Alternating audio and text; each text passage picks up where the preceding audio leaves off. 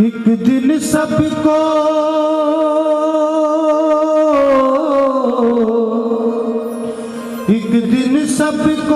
जाना होगा, निर्धन या धनवान रे, समय बड़ा बलवान रे, समय बड़ा बलवान, समय बड़ा बलवान रे, समय बड़ा बलवान। एक दिन सबको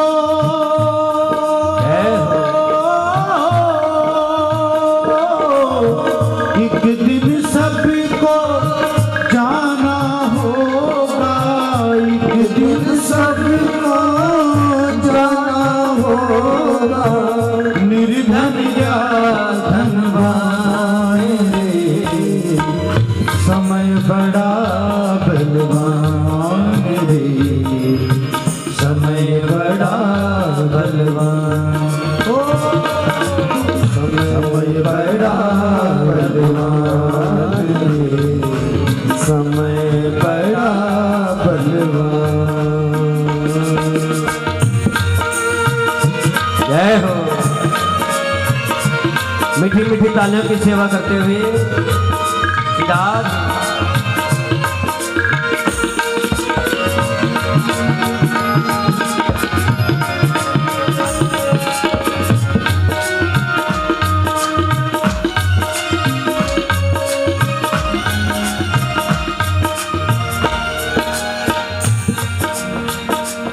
दुर्लभ यह मानव जीवन है, दुर्लभ यह मानव जीवन, बड़ा कठिन पाना मानव तन, बड़ा कठिन पाना मानव तन, पाकर धन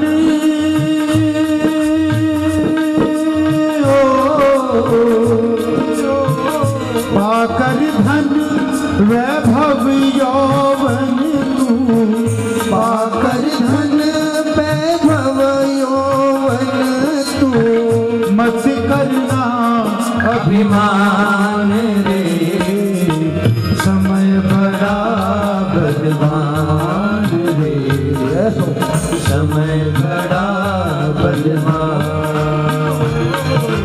समय बड़ा बलवान रे, समय बड़ा बलवान।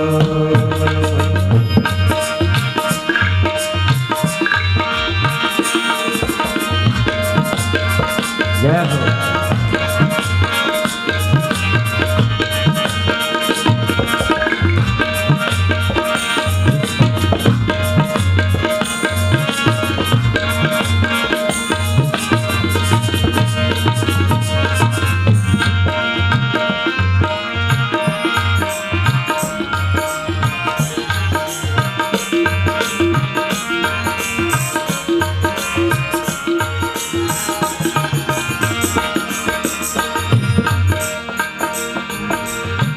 काम बहुत है जीवन थोड़ा, काम बहुत है जीवन थोड़ा, काम बहुत है जीवन थोड़ा, काम बहुत है जीवन थोड़ा, उस पर मन का चंचल घोड़ा, उस पर मन का चंचल घोड़ा, रुक जा रे प्राणी,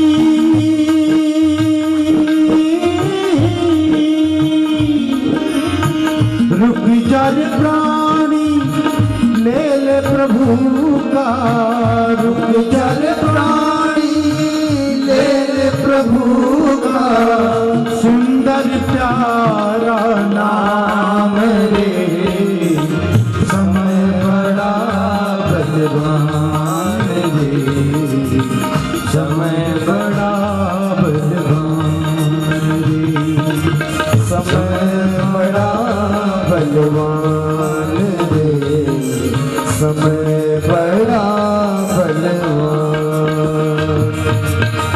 एक दिन सबको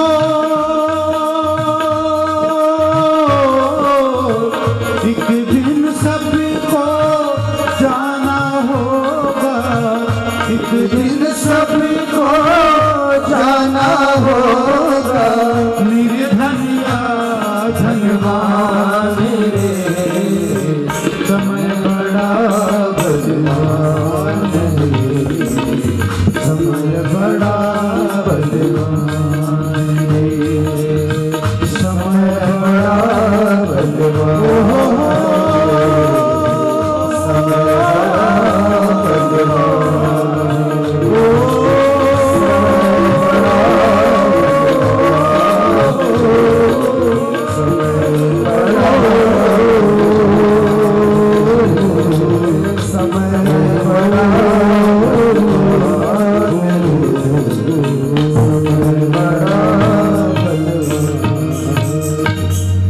बोलिए कृष्ण कन्हैया लाल की जय।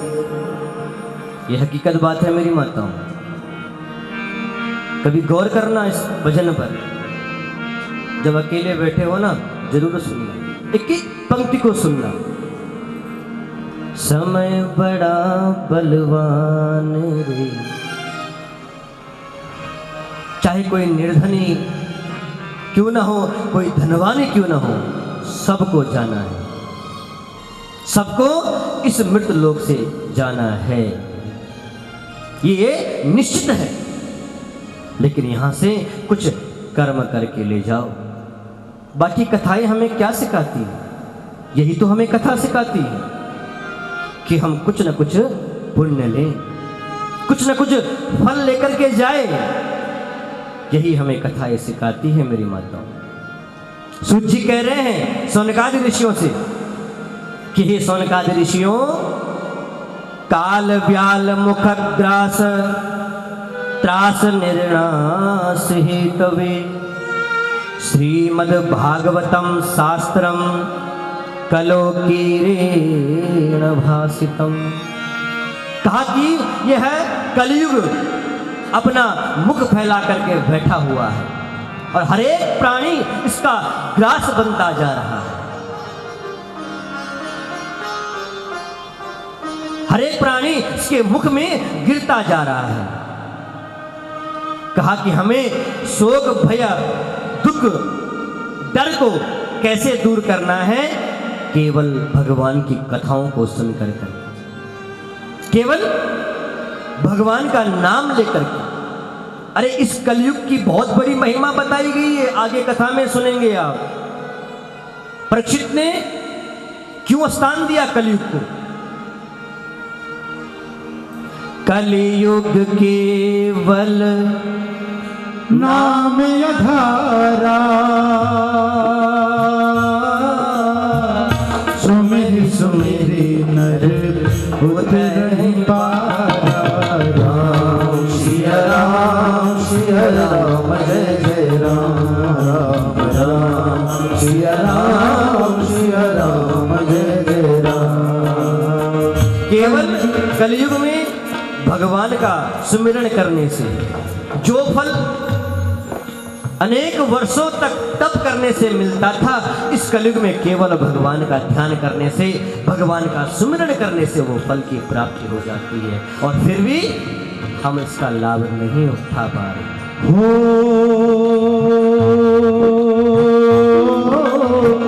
कलयुग केवल हरि गुण गाहा, गावत नर पावई भव धारा।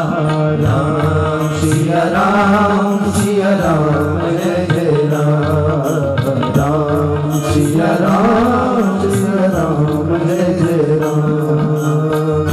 कहा कि भगवान को अगर मुक्ति से, मृत्यु से अगर दूर होना है तो भगवान की कथाओं को पकड़ो, भगवान की कथाओं को सुनो।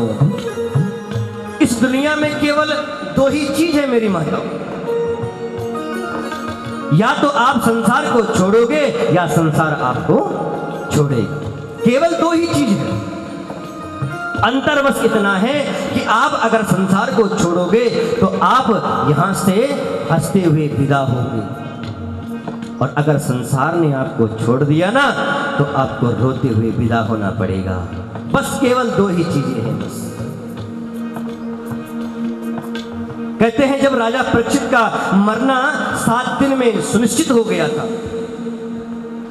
तो तब सुखदेव जी महाराज राजा परीक्षित को यह अमृत कथा, श्रीमद् भागवत जी की कथा पिलाने के लिए बैठे हुए थे। भागीरथी के तट पर आज सुखदेव व्यास नंदन सुखदेव जी महाराज जब राजा परीक्षित को कथा सुना रहे थे, तो उसी समय कौन आ गया? स्वर्ग से देवता लोग आ गए। ध्यान देना, देवता लोग स्वर्ग से अमृत का कलश लेकर के आए थे। सुधा कुंभम गृहीत्वैव देवास्तत्र समागमन। देवता लोग पूरा समुदाय लेकर के आज परीक्षित जी के सम्मुख आए, सुखदेव जी के सम्मुख आ गए। ध्यान से कथा को सुनना। अब जैसे ही आए प्रणाम किया, सुखदेव जी ने कुछ नहीं बोला, न परीक्षित जी कुछ बोले। देवता लोगों ने जो अमृत का कलश था उसको सुखदेव जी के सामने रखा। कहा महाराज, जैसे हमने ये बात सुनी कि राजा परीक्षित को 7 दिन में मरने का श्राप लग चुका है, तो हम उसी समय यह स्वर्ग से अमृत लेकर के आए, और इस अमृत को अब राजा परीक्षित को पिला दीजिए, ये अमर तत्व को प्राप्त हो जाएंगे। सुखदेव जी ने कहा, अरे देवताओं, तुम लेकर के आए हो तो तुम ही पिलाओ, मैं क्यों पिलाऊं? तुम पिला दो, जाओ, परीक्षित बैठा हुआ है, पिलाओ परीक्षित को। लेकिन देवताओं ने शर्त रख दी। देवता क्या कहते हैं कि महाराज, ये अमृत का कलश तो लेकर के आए हैं, लेकिन जो ये अमर कथा, जो अमृत कथा है भागवत जी की कथा, इस कथा को आप हमें सुना दीजिए और इस अमृत को परीक्षित को पिला दीजिए। ओहो, जब सुखदेव जी ने ये बात सुनी तो खिलकारियां मार करके आज सुखदेव जी महाराज हंसने लगे। करे, अरे देवताओं, अरे ठगियाओं, यहां मेरे से तुम सौदा करने आए हो क्या? तुम तो यहां सौदागर बन करके आए हो। अगर हां, तुम भक्ति भाव से कथा श्रवण करने आते तो मैं अवश्य तुम्हें कथा सुनाता, लेकिन तुम तो प्रपश्यामो वयम सर्वे श्रीमद् भागवतामृतम, तुम तो पाप का बोझ लेकर के आए हो। आज सुखदेव जी ने देवताओं को फटकार लगाई, डांटने लगे, तुम यहां मेरे से सौदा करने आए हो, और तुम्हारा ये स्वर्ग का जो अमृत है वो क्या है? एक कांच के टुकड़े की तरह है। ध्यान देना मेरी माताओं, क्या कहा है? एक कांच के टुकड़े की तरह है, और जो मेरी ये अमर कथा है एक मणि की तरह है, और मणि की और कांच की कभी तुलना नहीं हो सकती। बराबरी उसी चीज की होती है जो बराबर की हो। कांच और मणि में कितना अंतर है? कहा, देवताओं, पकड़ो इसको, जाओ यहां से। कितनी बड़ी बात कही है। सुखदेव जी ने देवताओं को कथा नहीं सुनाई मेरी माताओं। और हम लोग मनुष्य प्राणी, हम लोग कितने भाग्यशाली है कि हमको भगवान की कथा सुनने के लिए मिल रही है। देवताओं को नहीं सुनाई कथा, फटकार लगा दी, भेज दिया वापस। कहा, ये बोझा उठाओ, इसको लेकर के चले जाओ यहां से। सुखदेव जी कहते हैं, तभी मैं सोचूं कि ये देवता लोग इतने दानी कब से बन गए हैं। अरे इस अमृत को पाने के लिए गरुड़ ने अपनी मां वनिता को सर्पों के जाल से छुड़ाने के लिए गए थे देवताओं के पास, इंद्र के पास, कि मुझे अमृत दे दो, लेकिन इन्होंने नहीं दिया। बलात् से, अपने बल के कारण गरुड़ जी ने उस अमृत को छीन करके ले आए, लेकिन फिर देवताओं ने क्षमा मांगी। कहा, गरुड़ जी महाराज, सर्वनाश हो जाएगा, ये क्या कर रहे हो तुम? सर्पों को अमृत पिला रहे हो। इंद्र ने वह अमृत का कलश लेकर के जो गरुड़ जी आए थे उसको पुनः चुरा करके ले गए थे। सुखदेव जी कहते हैं मैं तो पहले ही समझ गया था दाल में कुछ न कुछ तो काला जरूर है, कुछ न कुछ तो बात है इनके अंदर, और आज कथा नहीं सुनाई।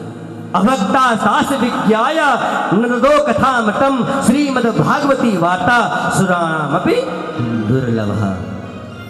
देवताओं को भी दुर्लभ है श्रीमद् भागवत।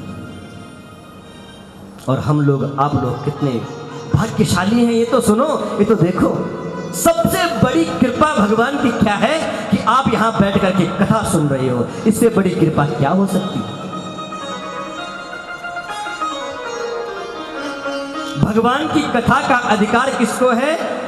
तुलसी बाबा गोस्वामी बाबा जी लिख रहे हैं, राम कथा के तिह अधिकारी जिनके सत्संगत अति प्यारी। राम सिया राम सिया राम जय जय राम, राम सिया राम सिया राम जय जय राम। भाव कुभाव अनख यानस हूँ, नाम जपत मंगल दिसिगत हूँ। राम सिया राम जय जय राम, राम राम सिया राम जय जय राम। आज सुखदेव जी ने देवताओं को फटकार लगा करके भेज दिया वापस। उस अमृत को लेकर के जैसे ही गए ब्रह्मा जी के पास, ब्रह्मा जी से सारी बातें कही कि महाराज सुखदेव जी ने तो हमें फटकार लगा करके वापस भेज दिया है। ब्रह्मा जी ने कहा चिंता क्यों कर रहे हो, बैठो, पहले ये देखो कि राजा परीक्षित को 7 दिन में कथा सुनने से क्या लाभ प्राप्त होता है।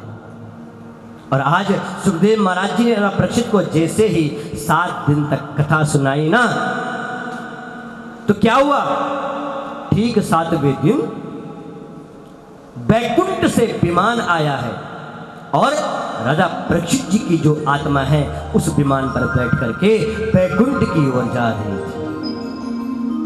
आज ब्रह्मा जी ने जैसे ये देखा, इस घटना को देखा कि पूरा धातापि विस्मितः, आज ब्रह्मा जी भी विस्मय में पड़ गए। ये क्या देख रहा हूं मैं? आज तक जिसके भी सर्प दंशन से मृत्यु होती है उसकी तो अधोगति हुई है, और ये राजा परीक्षित सर्प के डसने से भी इनको बैकुंठ की प्राप्ति हुई है। ये कैसे हो रहा है? तुरंत अपने सत्यलोक से ब्रह्मा जी ने एक तराजू मंगाया और तराजू के एक पलड़े में जितने भी धर्मशास्त्र थे, जितने भी वेद वेदांत थे, सारे रख दिए और एक पलड़े में श्रीमद् भागवत जी की पोथी को रख दिया।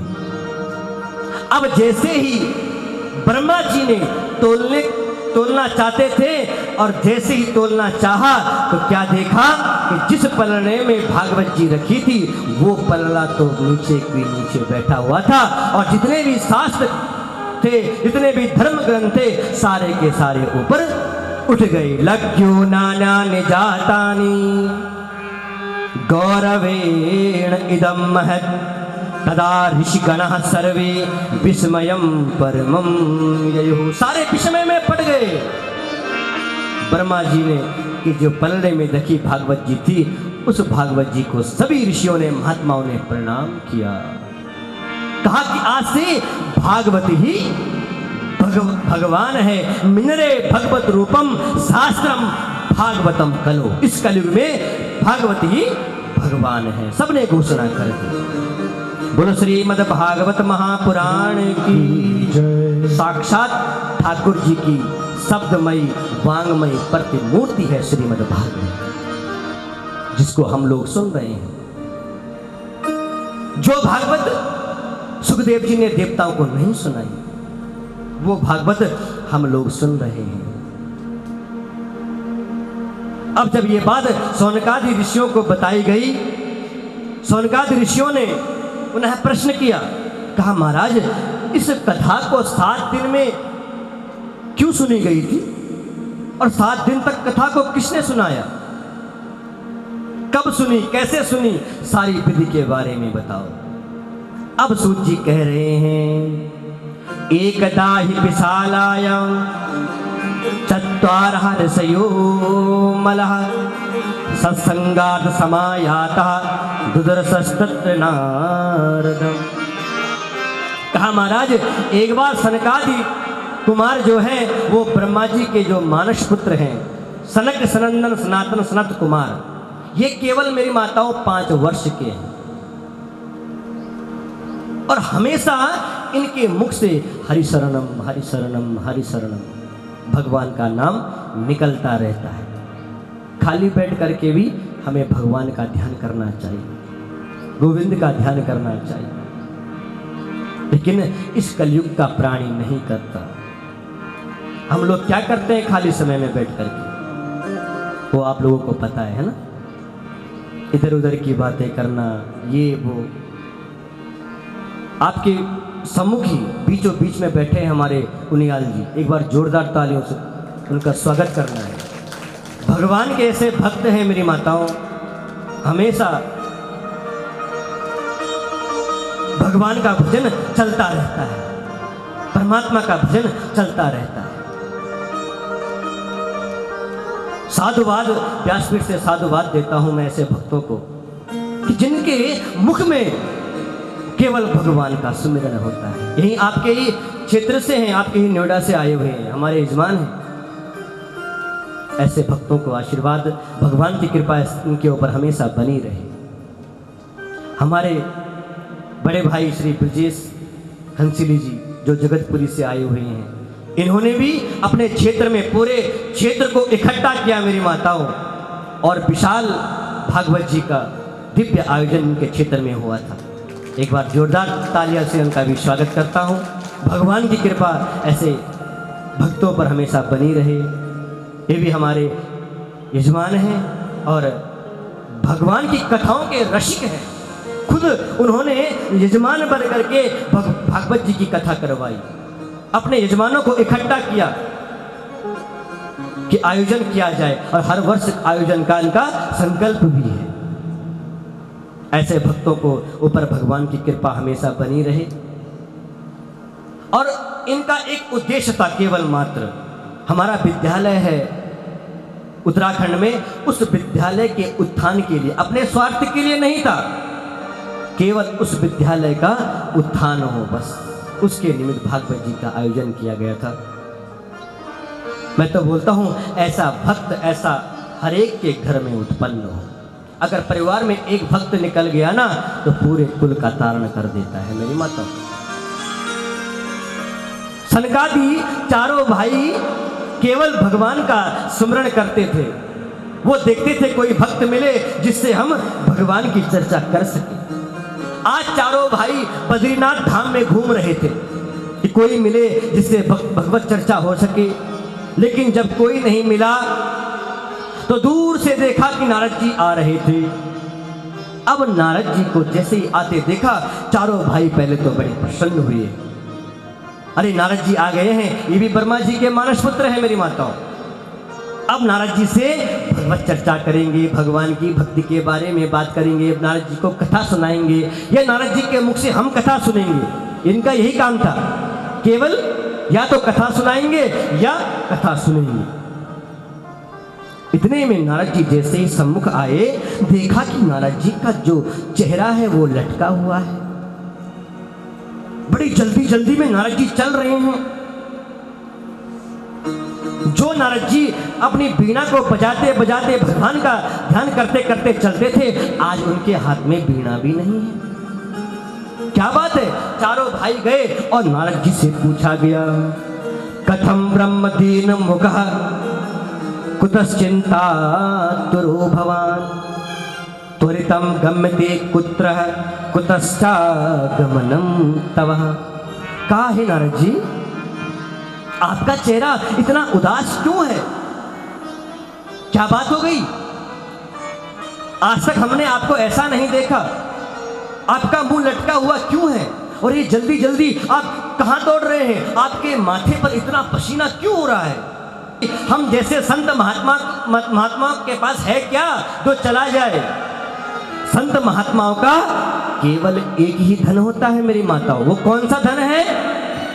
हमारो धन राधा श्री राधा श्री राधा, राधा श्री राधा श्री राधा, हमारो धन राधा श्री राधा श्री राधा, हमारो धन राधा श्री राधा श्री राधा, परम धन राधा श्री राधा श्री राधा, परम धन राधा श्री राधा श्री राधा, जीवन धन राधा राधा राधा राधा राधा, जीवन धन राधा राधा राधा राधा, जीवन धन राधा राधा राधा राधा राधा, जीवन धन राधा राधा राधा राधा, हरि बोल।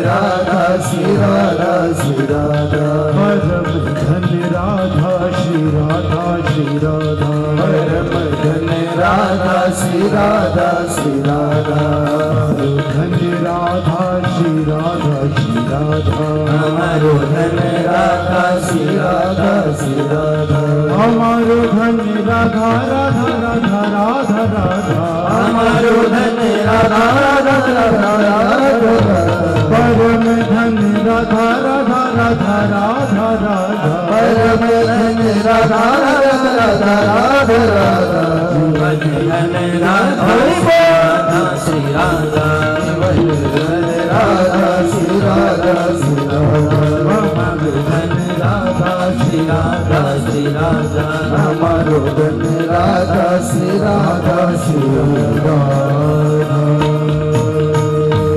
बोले कृष्ण कन्हैया लाल की। नारद जी से पूछ रहे हैं सनकादि ऋषि पूछ रहे हैं अपने भाई से कि नारद जी आपका ऐसा गया क्या, हमें बताओ। नारद जी ने जब अपने चारों भाइयों के मुख से ये बात सुनी तो वहीं पर ही रुक गए, आगे नहीं बढ़े। कहा महाराज आप बैठो, मैं आपको बताता हूं मेरा दुख क्या है। आज नारद जी ने कहा कि मैं अनेक तीर्थ में गया लेकिन मेरे मन को शांति कहीं नहीं मिली। अहम तो पृथ्वी या तो ज्ञात्वा सर्वोत्तमं मितिः, पुष्करम च प्रयागम च काशी गोदावरी तथा। और कौन कौन सी जगह गया? हरिक्षेत्रम कुरुक्षेत्रम श्रीरंग सेतु बंधनम एवमादिश तीर्थेषु ब्रह्ममान इतस्ततः। कहा महाराज मैं हरिक्षेत्र में गया, कुरुक्षेत्र में गया, बद्रीनाथ में गया, पुष्कर गया, प्रयाग गया, लेकिन मेरे मन को कहीं शांति नहीं मिली। मुझे कहीं सत्य दिखाई नहीं दिया। जहां भी गया मेरा मन बड़ा अशांत रहा। सत्यम नास्तपः शौचम दया दानम न विद्यते। मैंने इन तीर्थों में जाकर भी क्या देखा कि किसी के अंदर दान देने की शक्ति नहीं रह गई है। केवल उदिरम भरिणो जीवा वराका कूटवासिना। लोग कर्म तो कर रहे हैं लेकिन केवल अपना पेट भरने के लिए। हर एक घर में कलह हो रहा है, झगड़ा हो रहा है, छोटी छोटी सी बातों को लेकर के एक दूसरे को मारने के लिए तैयार हो जा रहे हैं। महाराज मेरे मन को कहीं शांति नहीं मिली। अतिशय देख धर्म की ग्लानि, कर्म सभीत धरा अकुलानी। कहीं भी धर्म नहीं है। लेकिन मैंने सोचा चलो मैं गृहस्थों के घर जाकर के देखूं। मैं गृहस्थों के घर गया, वहां पर मैंने जाकर के देखा तो बाप बेटे में कलह हो रहा है, झगड़ा हो रहा है, भाई भाई में कलह हो रहा है, पति पत्नी में कलह हो रहा है, झगड़े हो रहे हैं। महाराज तरुणी पर्वतागी शाल को बुद्धिदायक कन्या विकर्ण्यो लोभात दंपति नाम चिकलकलम। मैंने जाकर के देखा कि घर पर गृहस्थों के घर जाकर के देखा तो वहां केवल श्रीमती जी की चलती है बस। माँ बाप की सेवा कब तक कर रहे हैं? जब तक माँ बाप ने तिजोरी की चाबी हाथ में न दे दी तब तक तो माँ बाप की खूब सेवा है, और जिस दिन माँ बाप ने तिजोरी की चाबी हाथ में दे दी उस दिन से सेवा बंद, और जाकर के किसी अनाथ आश्रम में जाकर के छोड़ देते हैं। घर पर कुछ चीज बनानी हो, नया घर लेना हो, नई गाड़ी लेनी हो, नया मकान लेना हो, कुछ भी चीज लानी हो तो किससे पूछा जाता है? शाल को बुद्धिदायकः। ससुराल में साले साहब को पूछा जाता है, महाराज कहाँ जमीन ले, कहाँ मकान बनाए, कौन सी गाड़ी ले, कौन सी कलर की गाड़ी ले। माँ बाप, बूढ़े माँ बाप घर पर बैठे हैं, उनसे कोई वार्तालाप नहीं है, उनसे कोई कुछ नहीं पूछता। उनको पता ही नहीं है मेरे बेटे ने फलानी जगह में मकान ले लिया। किसी दूसरे के, पड़ोसी के मुख से उनको सुनने के लिए मिलता है कि तुम्हारे बेटे ने कहीं जाकर के जमीन ले ली। सबसे पहले है माता पिता, मेरी माताओं। एक कन्या के लिए जैसे उसके पिता के घर पर उसके माँ पिता हैं, वैसे ही ससुराल में जाकर के वो सास ससुर उसके लिए माता पिता के समान है। कहा कि कन्या विक्रणियों लोभार, लोभ के कारण कन्याओं का कर विक्रय हो रहा है, बिक रही है कन्याएं। जहां देखा पैसा ज्यादा मिल रहा है वहीं सौदा पक्का। पहले होते थे समधी, हमारे विचार और दूसरे के विचार मिलते थे, उसको कहते थे समधी। लेकिन आज तो जहां पैसा ज्यादा मिल रहा है वही संबंध बन जाते हैं। गुणवान देखते थे, पुत्र कैसा है, गुणवान है, संस्कारी है। आजकल ये नहीं देखते। पहले देखते थे कितनी पाठ पूजा करने वाला है, कितनी भक्ति इसके अंदर है, लेकिन आजकल देखते हैं कितना पैसे वाला है, कितना कमाता है। भैया ऊपर से कितने कमा लेते हो, क्या करना उस कमाने का? जब घर पर शांति है ही नहीं तो क्या करना उस कमाने का? करोड़ों कमाते हो और डॉक्टर साहब ने कह दिया कि एक मूंग की दाल के अलावा कुछ नहीं खाना, तो क्या करना उस कमाने का? उसमें भी नमक बहुत कम डालना है, तो क्या फायदा? क्या करना उस कमाने का? साथ में लेकर तो जाना है नहीं। इसलिए इस मृत लोक में हमारा जन्म हुआ है, मानव शरीर हमको मिला है, तो हमें भगवान की भक्ति में उस समय को ज्यादातर बिताना है। ये नहीं कि यहाँ जोशी परिवार के द्वारा ही कथा हो रही है तब कथा सुनने आओ, नहीं, जहाँ कहीं भी कथा होती है। आपके घरों में भी टेलीविजन पर कथाएं आती है, लेकिन कथाएं कौन सुने महाराज? कथा देखकर तो नींद आती है। एक चीज कथा ऐसी तो है कि नींद आती है, ये भी तो एक फल है। नहीं, कहीं को तो नींद ही नहीं आती, गोलियां खानी पड़ती है नींद की भी। महाराज भगवान की भक्ति में मन नहीं लगता। अरे कैसे लगेगा? भगवान से प्रेम तो तेरा है ही नहीं। भगवान से प्रेम करके तो देख।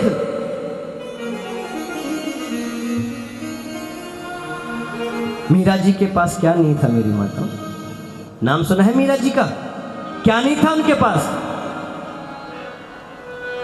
लेकिन मीरा जी ने तो सब कुछ त्याग दिया था। तुझको मांगू तुझसे सांवरिया तेरे लिए, बस ये कामना करो भगवान के सामने।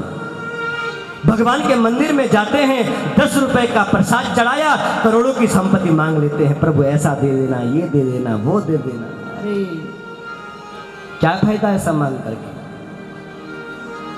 मीरा जी के पास क्या नहीं था, सब कुछ छोड़ दिया था मीरा जी। मेरे तो गिरधर गोपाल दूसरों न कोई,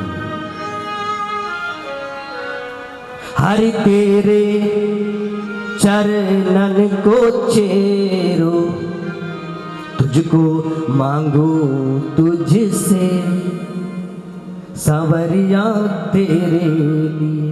भगवान के मंदिर में जाओ, चरणों में बैठ करके यही प्रार्थना करो, हे गोविंद मैं तुझे मांग तो रही हूं, लेकिन मैं सिर्फ तुझे पाने के लिए मांग रही हूं, बाकी मुझे कुछ नहीं चाहिए। कपट का धन भगवान को नहीं भाता मेरी माताओं, याद कर। भगवान ने हमें इस मृत लोक में भेजा है। परमात्मा सब देने वाले वही है। हम सोचते हैं ये सब हमारी कृपा से, हमारी कृपा से कुछ भी नहीं है, कुछ भी नहीं है। केवल उस गोविंद की कृपा से, उस भगवान की इच्छा से होता है। जो भी होता है सब भगवान की इच्छा से होता है मेरी माताओं। नारद जी भी यही कह रहे हैं कि मैंने कहीं भी शांति नहीं मिली मेरे मन को। कहा महाराज कलयुग का इतना उपद्रव मच गया है कि मैं तो सब कुछ त्याग करके और सीधा कहां चला गया, वृंदावन। यामुनम तटमापन्नो यत्र लीला हरिर्भूत। और कहां गया? जैसे ही मैं श्रीधाम वृंदावन में गया तो मेरे मन को बड़ी शांति मिली है। यमुना तट पर जैसे ही मैंने अपना पैर रखा और यमुना जी का स्पर्श जैसे ही मेरा हुआ, आहा मेरे मन को बड़ी शांति मिली। और यह हकीकत है, यमुना वहां वृंदावन में जाकर के बड़ी शांति मिलती है। कौन कौन गया है वृंदावन? मिलती है शांति, ये हकीकत है मेरी माताओं। साक्षात मां भक्ति रानी वहां रहती है। लेकिन नारद जी कह रहे हैं महाराज मेरे मन को बड़ी शांति मिली। मैंने यमुना जी में स्नान किया, जल का पान किया और भगवान का गुणगान किया। और जैसे ही मैं आगे बढ़ने लगा, लेकिन मैंने वहां भी एक आश्चर्य देख लिया। सनकादिक ऋषियों ने कहा नारद जी अब आपने वहां क्या देखा है ऐसा? कहते हैं तत्राश्चर्यं मया दृष्टं श्रूयतां तन्मुनीश्वरः एकालतरणी तत्रा निषणाखिन्नमानस। मैंने महाराज वृंदावन में एक आश्चर्य बड़ी घटना क्या देखी कि एक सुंदर स्त्री युवती बड़े जोर जोर से रो रही थी। उसकी चारों तरफ बहुत सारी देवांगनाएं, देवियां बैठी हुई थी। कोई उसको पंखा हिला रहा है, कोई उसको समझा रहा है, कोई उसको जल पिला रहा है। मैंने सोचा कि इससे कुछ दुख है, मैं इसका दुख दूर करने के लिए जाता हूं। लेकिन मैं जैसे ही गया देखा तो उसके दोनों घुटनों में दो वृद्ध लेटे हुए थे। मैंने इतना आश्चर्य जब देखा तो मैंने सोचा कि कहीं स्त्रियों का समुदाय है, कहीं जाकर के कुछ बोलूं, कोई मुझे पूछ डांट दे, फटकार लगा दे कि हे साधु तुम्हें क्या मतलब, तुम चले जाओ यहां से। लेकिन मैं जैसे ही वापस आने लगा ना, तब तक जो रोती हुई जो स्त्री थी ना, उसने आवाज लगाई मुझे, भो भो साधु क्षणं तिष्ठ मचिंतामपि नाशयः दर्शनम तव लोकस्य सर्वथा गहरं परम। हे महात्मन, हे साधु, रुको रुको रुको रुको, कहां जा रहे हैं आप? महात्मा जी मेरे इस दुख को दूर करिए ना। महाराज जी कहते हैं जैसी उस युवती ने, उस स्त्री ने मुझे आवाज लगाई, मैं रुक गया। वो स्त्री क्या कहती है कि महाराज आप जैसे संतों के दर्शन तो बड़े भाग्य से मिलते हैं। तात मिले पुनिमात मिले, सुत भ्रात मिले युवती सुखदाई, राज मिले गजवाज मिले, सब साज मिले मन वांछित फल पाई। कहा राज्य मिल सकता है, घर बार मिल सकता है, भाई बंधु मिल सकते हैं, स्त्री मिल सकती है, माता पिता मिल सकते हैं, यह लोक मिले सुरलोक मिले, ये लोक भी मिल सकता है और परलोक भी मिल सकता है। विधि लोक मिले बैकुंठ है जाए, और बैकुंठ भी मिल सकता है। सुंदर साज सबे मिली है, बड़े बड़े पकवान खाने के लिए मिल सकते हैं, पर दुर्लभ संत समागम भाई, संत महात्मा के दर्शन बड़े दुर्लभ से मिलते हैं। महाराज आप रुकिए। महाराज जी कहते हैं जैसे उस स्त्री ने मुझे आवाज लगाई, मैं वापस गया। मैंने उस स्त्री से पूछा, कासित्तम का विमोचेम नार्या यह पद्मलोचना। हे देवी तुम कौन हो? तुम कहां से आई हो? और ये चारों तरफ तुम्हारी कौन देवियां बैठी हुई है? क्या दुख है? और ये जो तुम्हारे घुटनों में जो दो वृद्ध है, ये कौन है? मुझे अपने दुख का कारण बताओ। तब जाकर के उस युवती ने अपना परिचय नारद जी को दिया है। क्या कहती है? अहम भक्ति रीति ख्याता इमो में तनयो मतो ज्ञान वैराग्य नामानो काल योगी न जर्जरो। कहा महाराज मेरा नाम भक्ति है और ये जो दोनों तुम वृद्ध देख रहे हो ना, ये मेरे बालक हैं। नारद जी ने कहा देवी क्या बात कर रही हो? तुम इतनी सुंदर, इतनी युवती, इतनी जवान और ये इतने वृद्ध तुम्हारे बालक, ये कैसे हो सकता है? मुझे सारा वृत्तांत बताओ। ये मैं नहीं मान सकता। अब भक्ति कह रही है उत्पन्ना दर्वणे साहम वृद्धे कर्णाटके गतः क्वचित क्वचित महाराष्ट्रे गूर्जते जीर्णताम गतः। कहा महाराज मेरा जन्म दर्वण देश में हुआ, भारत के दक्षिण में मेरा जन्म हुआ है। कर्नाटक में जाकर के मेरा खूब सम्मान हुआ। मेरा जीवन कर्नाटक में जाकर के मेरा जीवन बीता, महाराष्ट्र में जाकर के मैं खूब सम्मानित हुई।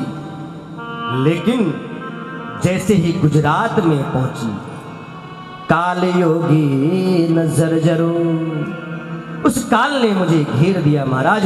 मैं भी वृद्ध अवस्था को चली गई थी, मेरे दोनों बालक ज्ञान वैराग्य भी वृद्ध अवस्था को चले गए थे। लेकिन जैसे ही, क्या कह रही है? ध्यान देना मेरी माताओं। कहती है जैसे ही मैं श्रीधाम वृंदावन में पहुंची मैं पुनः नवनीत हो गई।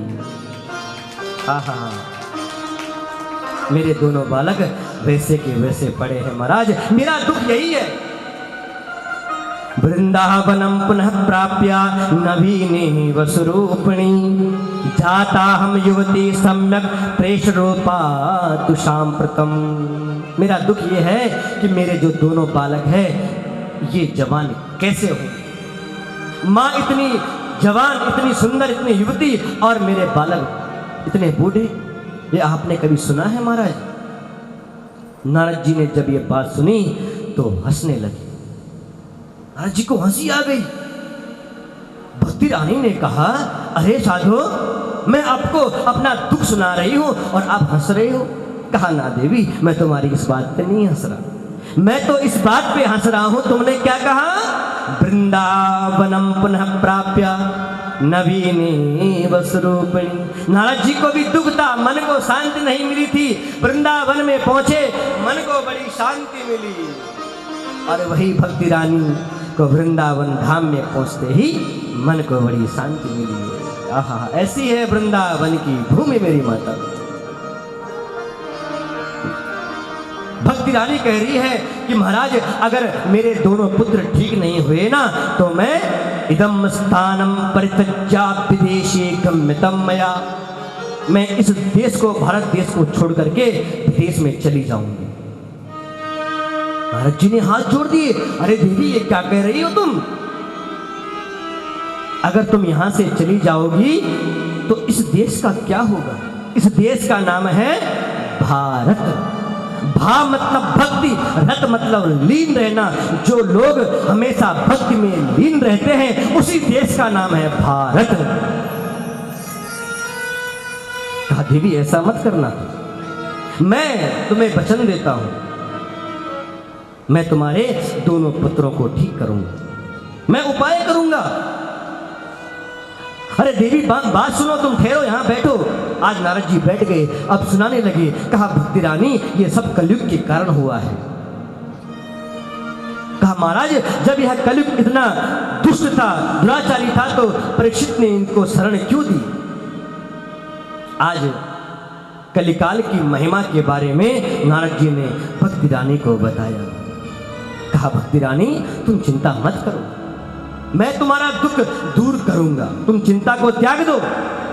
अब जैसे ही भक्ति रानी ने ये बात सुनी, भक्ति रानी बड़ी प्रसन्न हुई, मन को बड़ी शांति मिली है। आज नारद जी की स्तुति करने लगी है। हे नारद जी, हे ब्रह्मा पुत्र नारद जी, जेति जगति माया यस्य काया धवस्ते वचन रचन में कम केवलम चाकलैया ध्रुवपदिमपि यातो यत्कृपातो ध्रुवोऽयं सकल कुशल पात्रम ब्रह्मपुत्रम नतास्मि। हे ब्रह्मा जी के मानस पुत्र नारद जी, आपकी जय हो, आपकी जय हो। अरे आपके वचनों से तो 5 वर्ष के ध्रुव ने परमात्मा को पा लिया। अरे आपके वचनों से तो प्रहलाद जी ने खंभ से भगवान नरसिंह को प्रकट कर लिया था, और मुझे भी आपके वचनों पर पूर्ण विश्वास है। मुझे क्या करना है? अब मुझे मार्ग बताओ, मैं क्या करूं? नारद जी बोले, भक्ति तेरा दुख अवश्य दूर हो, तो चिंता को त्याग दे, बिल्कुल इस चिंता को अपने दिमाग से हटा दे। वृथा खेद यसे पाले अहो चिंता तुरा कथम श्री कृष्ण चरणाम भोजम स्मर दुखम गमिष्यति। केवल और केवल भगवान के चरणों का स्मरण कर बस। वो भगवान अभी कहीं नहीं गए हैं, वो भगवान हमारे ही साथ हैं। जिन भगवान ने बीच सभा में जाकर के द्रौपदी की लाज बचाई थी, वो भगवान अभी कहीं नहीं गए। जिन भगवान ने 5 वर्ष के ध्रुव को दर्शन दे दिए थे, वो भगवान कहीं नहीं गए। जिन्होंने अंध बिल्लम मंगल जी को जाकर के उनकी रक्षा करी, लेकिन जैसी पुकार ध्रुव की थी, जैसी पुकार गजराज की थी, जैसी पुकार द्रौपदी की थी, ऐसी पुकार हमारी होनी चाहिए। जब द्रौपदी की लाज उजारी जा रही थी ना, तो सारी सभा बैठी हुई थी, सबकी तरफ द्रौपदी हाथ जोड़ रही है, लेकिन सबने सर झुका दिए। 5 पति थे, उन्होंने भी सर झुका दिया। हार गए थे जुए में द्रौपदी को, लेकिन द्रौपदी ने बस उन कृष्ण का ध्यान किया। दीन दयाल सुने जब ते मन में कछु ऐसी बसी है, तेरो ही साइक जाहु कहाँ अब तेरे ही नाम की पेट कसी है। तेरो ही आसरो एक मलूक नहीं, प्रभु सो कहूँ दू जो जसी है।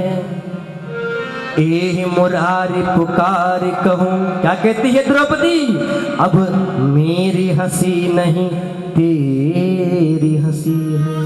एक कन्हैया, इस बीज सभा में मेरी हंसी नहीं होगी, मेरी लाश उतारी जा रही है, हंसी तुम्हारी होगी। और भगवान को जैसे ही द्रौपदी ने पुकारा, असंख्य साड़ियां दी। केवल एक चीर दिया था द्रौपदी ने, कीमती साड़ी फाड़ दी थी भगवान के लिए, भगवान की उंगल पर बांध दी थी, और भगवान ने उसी चीर के कारण असंख्य साड़ियां दे दी।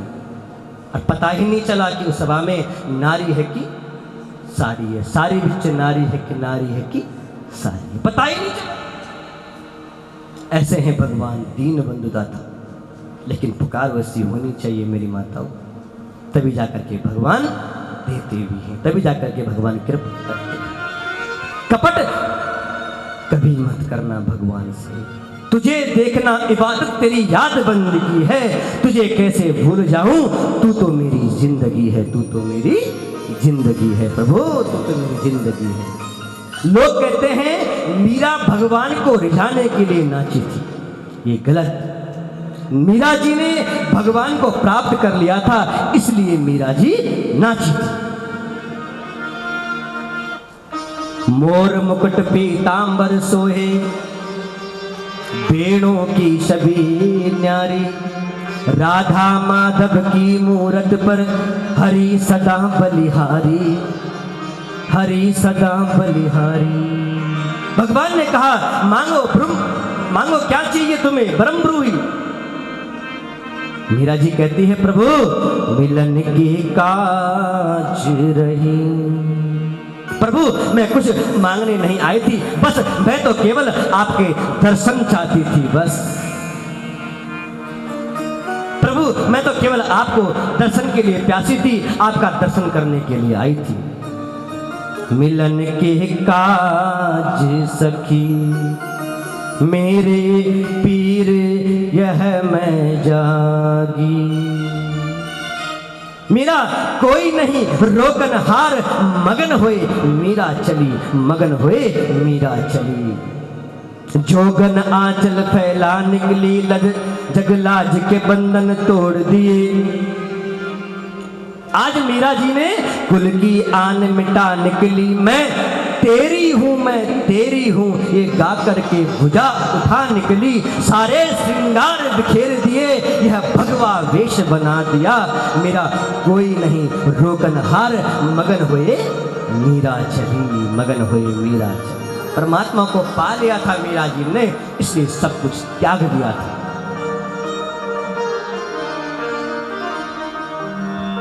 भक्ति कैसी होनी चाहिए कि उन गोपियों के पास क्या नहीं था, लेकिन सब कुछ त्याग करके रातों रात जंगल में दौड़ गई थी भगवान को पाने के लिए। ऐसी भक्ति होनी चाहिए मेरी मां। ऐसा प्रेम करो भगवान से तो अवश्य भगवान दर्शन देंगे। नारद जी कह रहे हैं भक्ति तुम चिंता मत करो। आज नारद जी ने प्रतिज्ञा कर ली है, अन्य धर्मास्तिष्कृत्या पुरस्कृत्या महोत्सवान तदा नाहं हरे दासो लोके ताम न प्रवृत्तये। जनेऊ को हाथ में लिया और संकल्प कर लिया, भक्ति अगर मैं तेरा दुख दूर नहीं करूंगा ना तो मैं भगवान का भक्त नहीं कहलाऊंगा, मैं हरि का दास नहीं। आज से मैं हरि का दास नहीं। ऐसी प्रतिज्ञा केवल भगवान का भक्त ही कर सकता है मेरी माता। आज नारद जी ने जाकर के ज्ञान वैराग्य को उठाने का प्रयास किया। ज्ञान प्रबुद्धताम शीघ्रम रे वैराग्य प्रबुद्धताम। अरे ज्ञान वैराग्य उठो, तुम्हें ब्रह्मा जी का पुत्र नारद जी पुकार रहे हैं, उठो। अब जैसे ये कहा थोड़ी सी चेतना उन दोनों के अंदर आने लगी। नारद जी ने जैसे ही देखा तो चेतना आते ही पुनः दोनों गिर गए। फिर नारद जी ने वेद वेदांत घोषेसा गीता पाठिर मुहुर्मुहु। आज गीता जी का पाठ, वेद वेदांत का पाठ आज नारद जी उनके कानों में जाकर के पढ़ने लगी। और गीता पाठिर मुहुर्मुहु, एक बार नहीं मुहुर्मुहु, बार बार गीता सुना रहे हैं। गीता के पाठ को सुनकर के भी थोड़ी सी चेतना उनके अंदर आई, उठने की कोशिश करनी चाहिए, लेकिन धड़ाम से फिर वहीं गिर गए। ओहो, नारद जी ने सोचा कि मैंने जितनी भी मेरे अंदर शक्तियां थी, मंत्र तंत्र थे, सब तो मैंने बोल चुका हूं, गा चुका हूं, लेकिन इनके अंदर तो कोई भी प्रभाव नहीं पड़ रहा है। अब क्या करूं? उदास हो गए नारद जी। तब तक आकाशवाणी हो गई मेरी माताओं। आकाशवाणी क्या कह रही है? व्योमवाणी तथेवा भूमना ऋष्यते क्षितामिति उद्यमः सफलस्येवं भविष्यति न संशयः। कहा है नारद जी तुम चिंता मत करो, तुमने जो परिश्रम किया है ना ये सफल होगा, लेकिन सत्कर्म करो। क्या करो? सत्कर्म करो। नारद जी ने कहा सत्कर्म करो? कहा हाँ सत्कर्म करो। कहा ये अभी तक मैं क्या कर रहा था? फिर ये वेद वेदांत का पाठ करना, गीता का पाठ करना कोई सत्कर्म नहीं है क्या? कहा कि इस महिमा को तुम्हें कोई संत बताएंगे, किसी संत से जाकर के पूछो।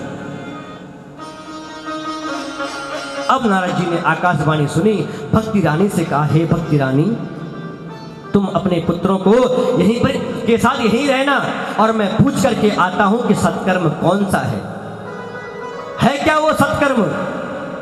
और नारद जी कहते हैं चारों भैयाओं से कह रहे हैं ये बात ध्यान देना। कहा महाराज बस यही मेरा दुख है कि वो सत्कर्म है क्या? सनकादि ऋषियों ने कहा अरे नारद जी इतनी छोटी सी बात, सत्कर्म तुम्हें नहीं पता क्या है? तुम्हें भी पता है वो सत्कर्म है क्या? कहा महाराज कौन सा है सत्कर्म?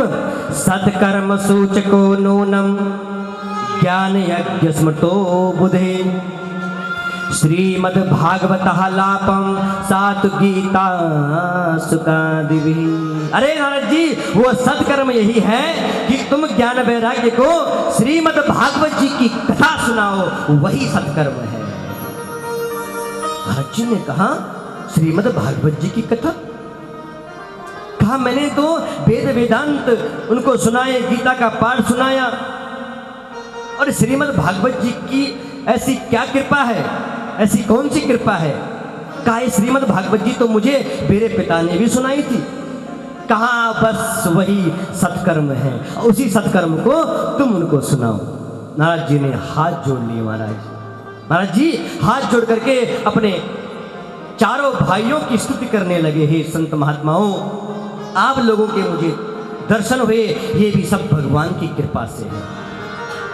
और ऐसे संत महात्माओं के दर्शन कब होते हैं? भाग्योदयेन बहुजन्म समर्जितेन सत्संगमं च लभते पुरुषो यधावे। अज्ञान हेतु कृत मोह मदान्धकार नासं विधाय ददोदयते विवेक। कि जब कहा कि कल्प कल्प के जन्म जन्मांतर के जब भाग्य उदय होते हैं, तब जाकर के ऐसे संत महात्माओं के दर्शन होते हैं। कहा महाराज मैं तो बहुत बड़ा भाग्यशाली हूं कि आप जैसे संत महात्माओं के दर्शन हुए हैं।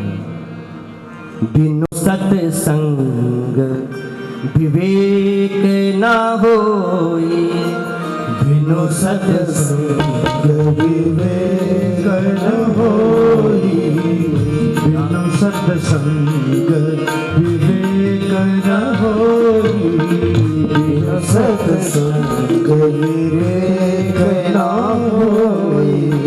राम कृपा बिनु सुलभ न सोई, राम कृपा बिनु सुलभ न सोई, राम कृपा बिनु सुलभ न सोई, राम कृपा बिनु सुलभ न सोई। बिनु सत्संग विवेक न होई, बिनु सत्संग विवेक न होई, बिनु सत्संग विवेक न होई, बिनु सत्संग विवेक न होई। कहा कि बिनु सत्संग के, बिना सत्संग के विवेक का उदय नहीं होता। इसलिए सत्संग करो, भगवान का भजन करो, भगवान का नाम लो, तब जाकर के विवेक का, बुद्धि का उदय होगा। अब नारद जी कह रहे हैं कि भैया मैं चाहता हूं कि आप ही मुझे श्रीमद् भागवत जी की कथा सुनाओ। कहाँ कथा होगी? आनंद नामक घाट पर। वो भी कहाँ? हरिद्वार में। हरि जी का जो द्वार है उसमें जाकर के कथा होगी। बद्रीनाथ में ये चर्चा हो रही थी, लेकिन कथा कहाँ करनी है? हरिद्वार में जाकर के। क्यों? बद्रीनाथ में क्या कथा नहीं हो सकती थी? हो सकती थी, लेकिन उसका भी कारण था।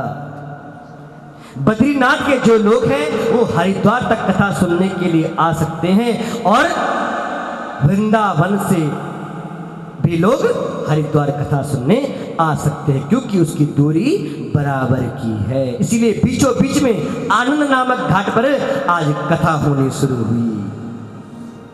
गंगा जी के तीर चलो, हरि जी की कथा सुनने।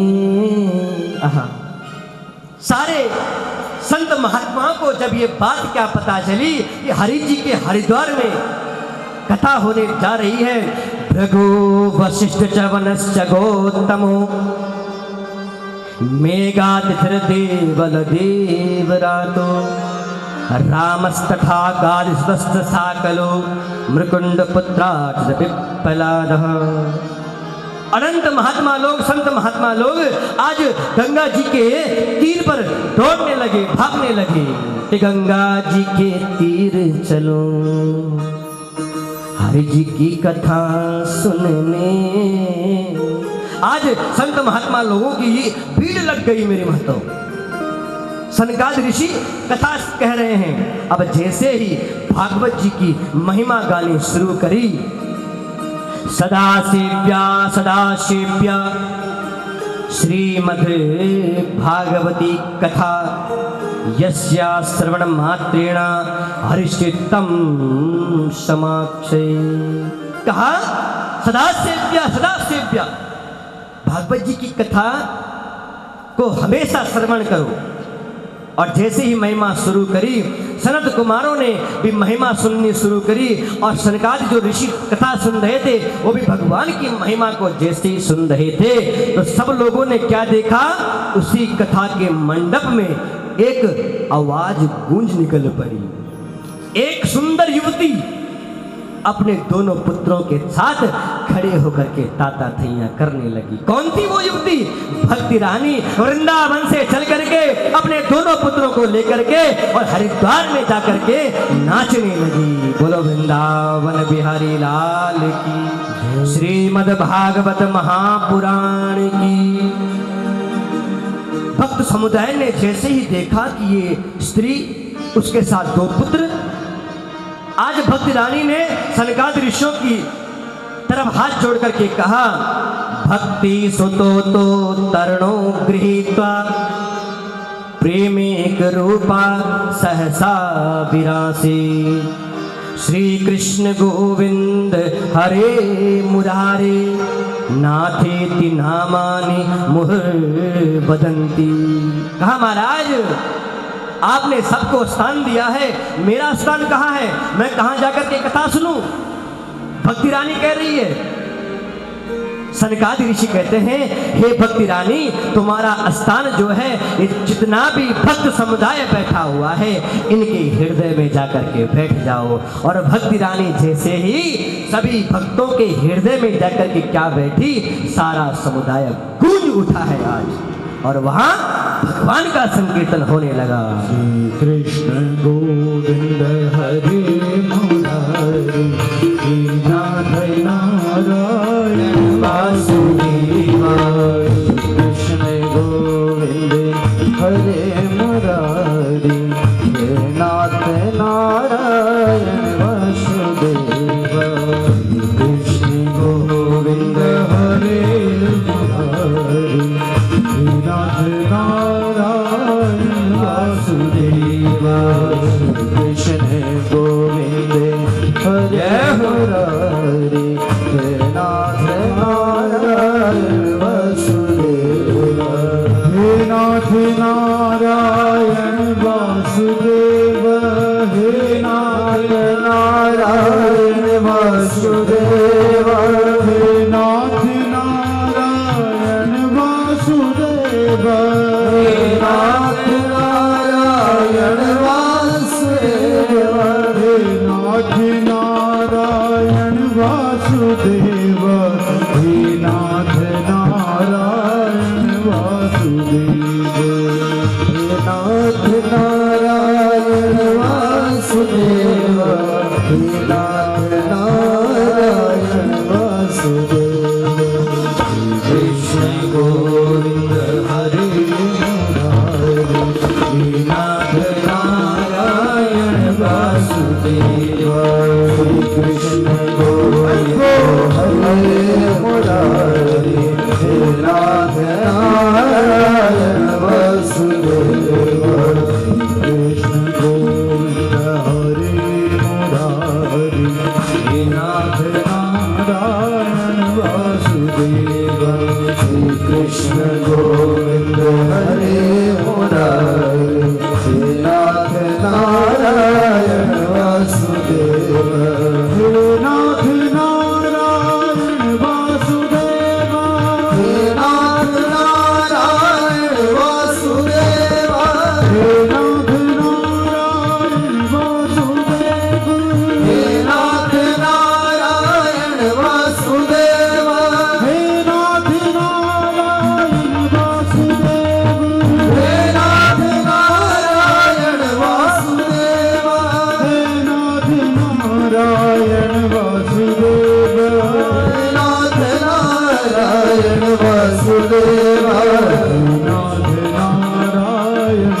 वासुदेव हे नाथ नारायण वासुदेव कृष्ण गोविंद हरे मुरारी हे नाथ नारायण वासुदेव कृष्ण गोविंद हरे मुरारी हे नाथ नारायण वासुदेव कृष्ण गोविंद हरे मुरारी हे नाथ नारायण वासुदेव कृष्ण गोविंद हरे मुरारी नाथ नारायण वासुदेव कृष्ण गोविंद हरे मुरारी नाथ नारायण वासुदेव नाथ नारायण वासुदेव हरे कृष्ण